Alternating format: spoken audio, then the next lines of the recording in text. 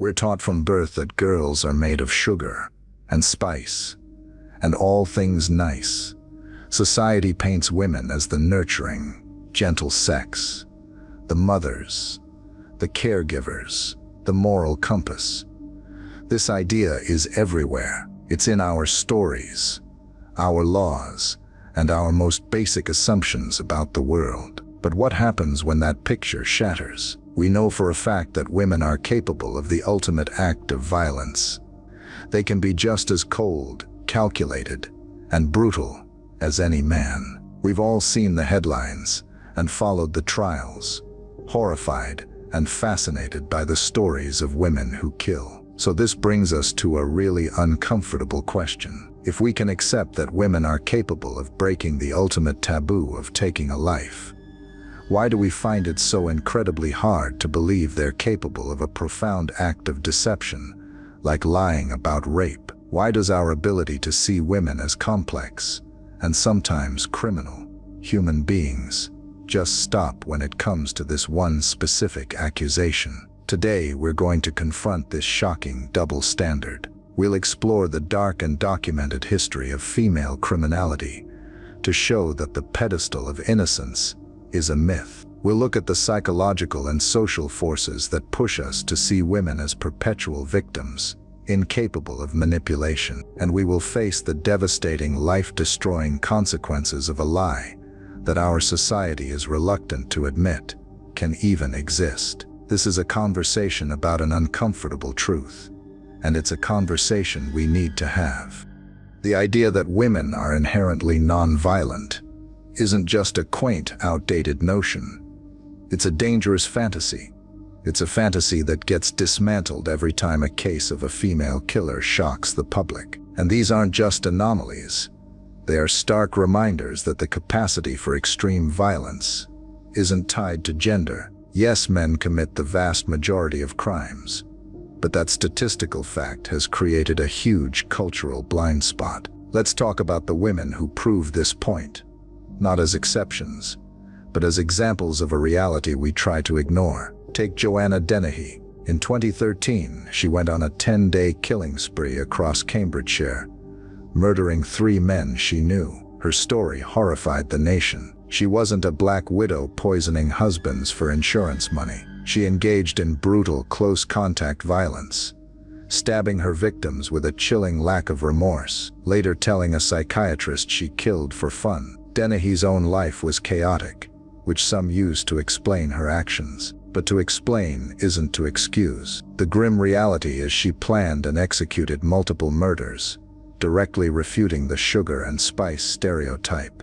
But Dennehy is far from alone. British history is littered with women whose cruelty is the stuff of nightmares. Look at Myra Hindley, one half of the Moors murderers. Alongside Ian Brady in the 1960s, she was responsible for the torture and murder of 5 children. Her peroxide blonde hair and seemingly ordinary appearance clashed so violently with the monstrous nature of her crimes that she became a national symbol of incomprehensible evil, forcing the UK to confront the reality that a woman could be a sadistic child killer. Or consider Rose West. For 2 decades, she and her husband Fred subjected young women, including their own daughter, to unspeakable horrors at their home on Cromwell Street. The case revealed a woman who was an active and willing participant in the abduction, rape, torture, and murder of at least 9 victims. Her status as a wife and mother shielded her for a long time. After all, who could believe a woman was capable of such monstrous acts in her own home? Let's come forward to a more modern era, with chilling, verifiable facts. Consider Beverly Allitt, a nurse dubbed the Angel of Death. In 1991, she murdered 4 children and attacked 9 others in her care by injecting them with insulin or potassium chloride. She was the ultimate perversion of the caregiver, a woman entrusted with healing, who instead killed for attention and excitement. Each of these cases demolishes the myth of inherent female gentleness. They show that women, just like men, kill for all sorts of reasons.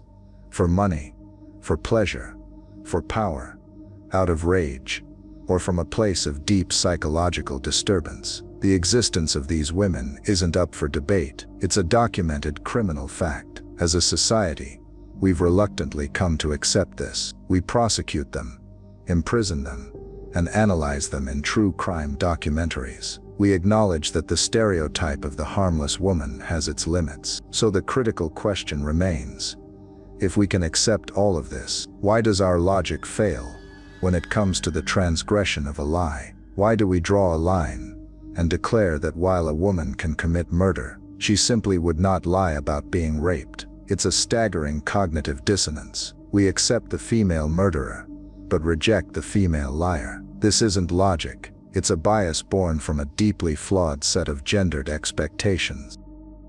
The reason we struggle to reconcile a female murderer with the possibility of a false rape accuser lies in a powerful set of subconscious beliefs. We've built a pedestal for female victimhood, and it's made from deeply rooted gender stereotypes that paint women as inherently more honest, empathetic, and morally upright. More importantly, these stereotypes cast women in the role of the person to whom things are done, rather than the person who does things.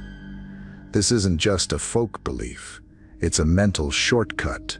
Psychological studies on how we typecast people show that we more readily associate men with action, power, and intent, both good and bad. Women, on the other hand, are more readily associated with passivity, vulnerability, and being on the receiving end. This is why when a woman commits a violent crime, it often feels doubly shocking. She has not only broken the law, she has violated our fundamental expectations of what it means to be a woman. The media reflects this.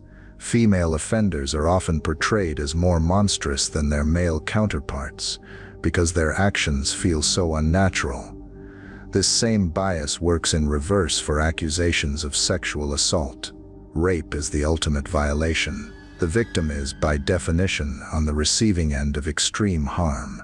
Because we culturally associate women with this state, it becomes incredibly easy to believe the accusation without question. The narrative fits our script. She is vulnerable. He is the agent of harm. But making a false accusation is an act of extreme malicious agency. It's a calculated, deceptive, and incredibly aggressive act. The liar has to weaponize the very stereotypes that are supposed to protect her. She isn't a passive victim, she's an active predator. And this is where our social programming short circuits. It just doesn't compute. It clashes with the idea that women are nurturing, honest, and incapable of such profound deception. This is the ideal victim stereotype in action. Society is most comfortable extending sympathy to victims who fit a specific mold: innocent, blameless, and passive. A woman who accuses a stranger of a violent attack fits this mold perfectly. Her story aligns with our cultural narratives. But the moment her story deviates, if she knew the man, if she was drinking, if she behaved in a risky way, her status as an ideal victim starts to fade. The idea of the false accuser shatters this framework entirely. A false accuser isn't a victim at all. She's a perpetrator. This forces us to confront the uncomfortable reality that women possess the full spectrum of human capability, including the capacity for calculated cruelty and profound dishonesty. Many argue that even discussing false allegations is harmful, as it might discourage real victims from coming forward. This is a legitimate concern, given how underreported sexual assault already is. Victims fear they won't be believed, and that fear is often justified. But the solution can't be to insist on a reality where women are incapable of lying. That's an infantilizing and ultimately sexist position. It denies women their full humanity, which includes the capacity for vice as well as virtue. True justice requires us to abandon these mental shortcuts. It requires us to evaluate every claim based on evidence, not on preconceived notions about who is capable of what. The pedestal of victimhood isn't a shield, it's a cage. It traps women in a one-dimensional role, and in doing so it makes society vulnerable to those who would exploit that very stereotype for their own malicious ends. If we truly believe in equality, we must believe in equal capacity for both good and evil. We must accept that the same gender that produces mothers and caregivers can also produce murderers and liars. So let's move from the theoretical to the real world. The idea that women don't lie about rape isn't just a stereotype, it's a claim that is directly contradicted by data, criminal cases, and the admissions of the accusers themselves. To have an honest discussion, we have to acknowledge that false allegations of rape are not a myth. They are a real, though statistically uncommon, phenomenon with devastating consequences. The debate over how often this happens has been contentious for decades, but methodologically sound research consistently places the rate of demonstrably false reports somewhere between 2% and 8%. Let's break down what that means. A comprehensive review by the British Home Office found that police initially flagged about 8% of rape reports as false. But when researchers applied stricter, evidence-based criteria, that number dropped closer to 2 to 3%. Other major academic studies have found similar figures, such as a 10-year study, which determined that 5.9% of reported cases were demonstrably false. So while the exact number varies, a clear picture emerges. The overwhelming majority of rape reports, well over 90%, are made in good faith, but a small, consistent percentage are not. While 2% or 8% might sound small, it's crucial to understand the scale. With tens of thousands of rapes reported each year in the UK, even a small percentage means thousands of innocent people facing false accusations. That isn't a rounding error. It's a significant justice issue. It's also important to get the terms right. A case being dropped for lack of evidence isn't the same as it being false. False means there is positive evidence of a lie, like the accuser admitting it, or evidence directly contradicting the claim. That 2 to 8% figure refers specifically to these provably false cases. Why would someone do this? The motivations are complex and chillingly human, ranging from revenge and seeking attention to creating an alibi, or gaining an advantage in child custody battles. Let's look at a concrete case. In 2017, the rape trial of student Liam Allen collapsed. He had been on bail for 2 years and spent 3 days in the dock, his life in ruins. The case was thrown out when police were finally forced to disclose a stream of text messages from the accuser, which proved his innocence and showed her pestering him for casual sex. He said, "I was an innocent man who had his life torn apart." The case exposed a catastrophic failure in the duty to disclose evidence. Another infamous example is Operation Midland. In 2014, a man known as Nick, later revealed to be Carl Beach, made lurid allegations of a VIP pedophile ring involving prominent politicians, military figures, and intelligence chiefs.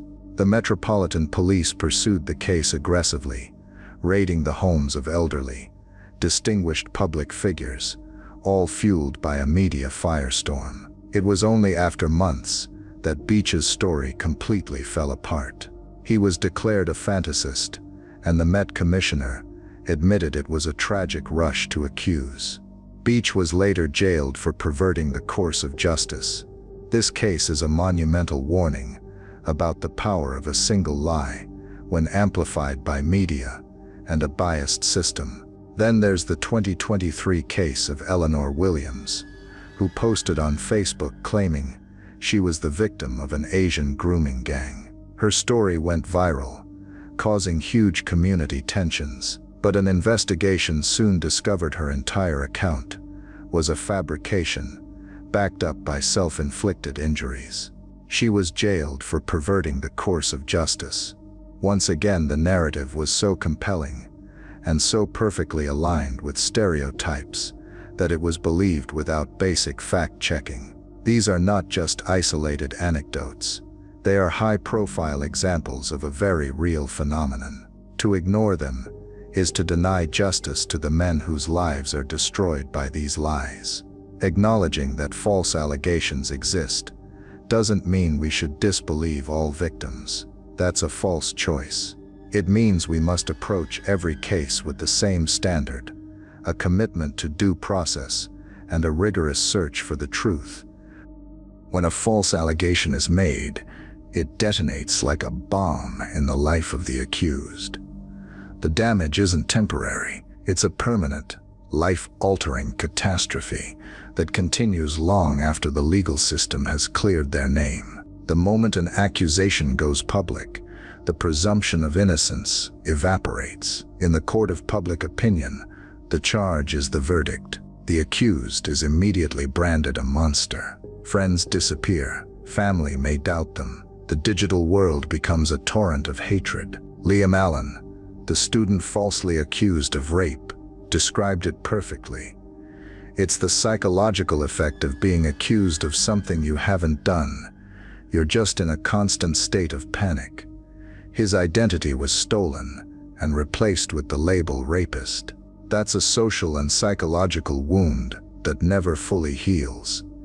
Even after being exonerated, the shadow of the accusation lingers. A simple Google search of their name can resurrect the old headlines, poisoning job opportunities, new relationships, and their ability to ever truly feel safe again. The financial cost is crippling. Legal fees can spiral, forcing families to drain their savings or go deep into debt. An accusation can mean financial ruin. Career consequences are profound. An accused person is often immediately suspended or fired. If they're a student, they're suspended from university, like Liam Allen was. Their entire future is derailed. Even with a full exoneration, the stigma makes it incredibly difficult to find a new job. The accusation becomes a permanent black mark. Perhaps the worst damage is psychological. Being falsely accused of a heinous crime is a form of profound psychological torture, often leading to severe depression, PTSD, and suicidal thoughts. The world they knew, one where they believed in fairness, is shattered. Take the case of Warren Blackwell. In 2006, he was jailed for life for rape. He spent more than 3 years in prison, treated as a monster, losing everything. Then in 2009, his accuser finally confessed that she had made the entire story up. He was released, but the time was gone. He lost 3.5 years of his life to a lie. The damage of a false allegation also ripples outward. Every fabricated story that comes to light provides ammunition for those who want to disbelieve all women. It erodes public trust and makes it that much harder for genuine survivors to be heard. In this sense, a false accuser victimizes not only the person they name, but also every future victim of sexual assault. The consequences are not theoretical. They're measured in lost years, ruined careers, and shattered minds. They are the stories of men like Warren Blackwell and thousands of others whose lives have been equally destroyed. To treat these consequences as mere inconveniences is a profound failure of empathy and a grave injustice. We've talked about some incredibly difficult and polarizing topics so far, and I know that for many people this brings up strong feelings and personal experiences. It's clear that our society is grappling with a major double standard when it comes to gender, crime, and credibility. So I want to ask you, have you ever witnessed or experienced a double standard like this in your own life? It doesn't have to be about crime. It could be in the workplace, in your family, or just in social interactions. How do you think these hidden biases affect us? Share your story in the comments below. Reading through shared experiences is one of the most powerful ways for us to understand how deep these issues really run. This double standard isn't just an abstract cultural bias. It shows up in the very institutions that are supposed to be objective, the media and the criminal justice system. These systems don't just reflect our biases, they amplify them. Let's start with the media. The way male and female criminals are portrayed is starkly different. When a man commits a heinous crime, he's a monster. When a woman does it, the narrative often shifts. The media scrambles to find a way to make her fit a more palatable feminine role. She's framed as emotionally driven, a victim of circumstance, or manipulated by a man. Think of the coverage of a massive fraudster, like Robert Maxwell, who was universally depicted as a ruthless sociopathic predator. Compare that to the way female criminals are often framed, with a focus on their appearance, their relationships, or their tragic backstories, as if to find a way to make their actions understandable through a stereotypically feminine lens. This media bias has a profound effect on how we perceive guilt in rape accusations. This plays out with devastating clarity. When an accusation is made, especially against a high-profile man, the media often adopts the narrative of the female accuser with little skepticism. We saw this with Operation Midland, where the media ran with a narrative that confirmed their biases, only to have it spectacularly collapse. This media portrayal creates immense pressure on the legal system. The Crown Prosecution Service is sensitive to public opinion. A tragic rush to accuse can be fueled by a media landscape that has already declared the accused guilty. This leads us to the justice system itself. The concept of believing women has shifted from a well-intentioned slogan into something resembling a de facto legal standard in some contexts. There's a long-held debate about the chivalry hypothesis, the idea that women are treated more leniently than men for the same crimes, because the system sees them as less culpable or in need of protection. But this leniency often evaporates when a woman's crime violently defies gender norms. A woman who kills for pleasure, like Joanna Dennehy, is often seen as pure evil because she has acted so far outside the accepted feminine roles, and may be judged more harshly. When it comes to false allegations, this double standard creates a chilling effect on justice. All UK nations have laws against perverting the course of justice, but prosecutions are exceedingly rare. For instance, Home Office data covering a 17-month period showed there were over 5,600 prosecutions for rape, but only 35 for making false allegations of rape. The CPS is often reluctant to charge a recanting accuser, worried about the optics and the potential to discourage real victims. This creates a system with a profound lack of accountability. An innocent man can have his life destroyed, and the person who initiated it with a lie often walks away with no consequences. This is not justice.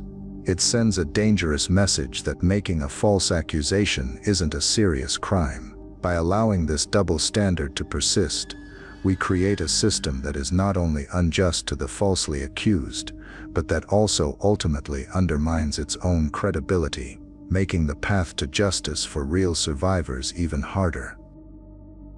So, here we are, at the heart of the contradiction. We have two fundamental truths that our society struggles to hold at the same time. Truth number one: women can and do commit the most extreme acts of violence. The angelic stereotype shatters against the hard reality of a prison record. Truth number two: women can and do lie about being raped. It's not common, but it's not a fantasy. Research shows it happens in 2 to 8% of reported cases. We have documented cases and destroyed lives to prove it.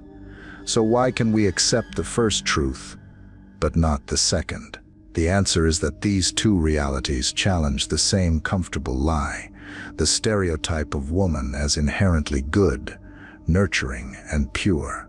The female murderer is a monstrous aberration, but one we can compartmentalize. We can label her evil or insane. By doing so, we cast her out of the category of woman. She becomes an other, like Myra Hindley or Rose West. This lets us preserve the stereotype for all normal women. The false accuser, however, is much more uncomfortable. She doesn't use a knife or poison. She uses the pedestal itself as a weapon. She exploits the stereotype of female innocence and vulnerability to destroy an innocent person. This is profoundly unsettling because it exposes the stereotype not just as flawed, but as a potential tool for malice. It reveals that the pedestal of victimhood can be weaponized. The false accuser looks and sounds just like a real victim. She forces us to question the very framework we use to understand gender and victimhood. If the image of the vulnerable woman can be a disguise, then who can we trust? This is why discussing false allegations feels so threatening. It introduces a radical uncertainty. It demands that we move beyond simple gender-based scripts and do the much harder work of critical thinking and evidence-based evaluation in every single case. It means we cannot simply believe women or distrust men. We must listen, and we must investigate. This is not a message of misogyny. In fact, the true misogyny lies in the stereotype itself. The belief that women are incapable of lying about rape is just as sexist as the belief that they're incapable of running a company. It's a denial of female agency. It reduces women to one-dimensional caricatures, incapable of the full range of human behaviors, which includes deception and cruelty. Reconciling this contradiction means tearing down the pedestal entirely. It means accepting that women are not angels or monsters.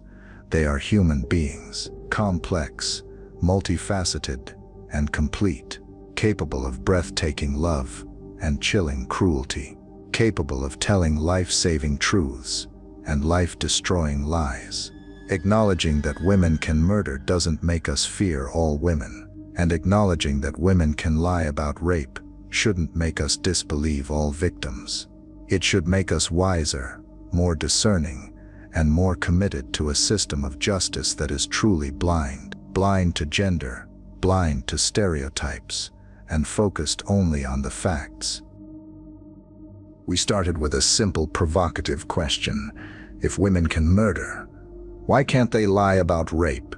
We've seen that the answer has nothing to do with logic, and everything to do with a deeply flawed societal double standard. We've established that the stereotype of women as the inherently gentle sex is a fantasy, proven by the grim history of female murderers. We've also established that false rape allegations are not a myth. They are a real recurring phenomenon, with research showing a prevalence of 2% to 8%. For the people who fall into that percentage, the consequences are catastrophic. The refusal to hold these two truths at the same time comes from a dangerous bias. We place women on a pedestal of victimhood. A female murderer can be dismissed as a monster, but a false accuser is far more threatening because she weaponizes that pedestal. She uses our own biases against us. This is not an anti-woman argument. It is an anti-stereotype argument. To insist that women are incapable of this specific lie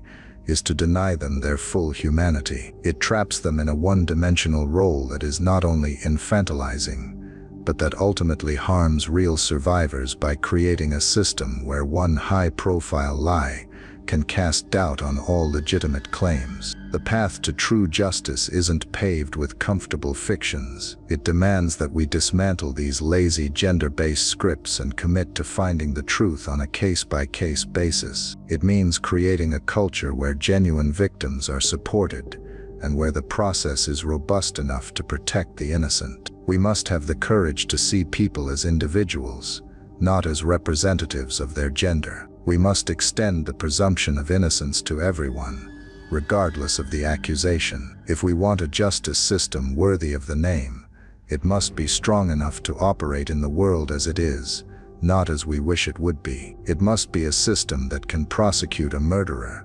support a true victim, and hold a liar accountable. To do anything less is a failure of justice for everyone.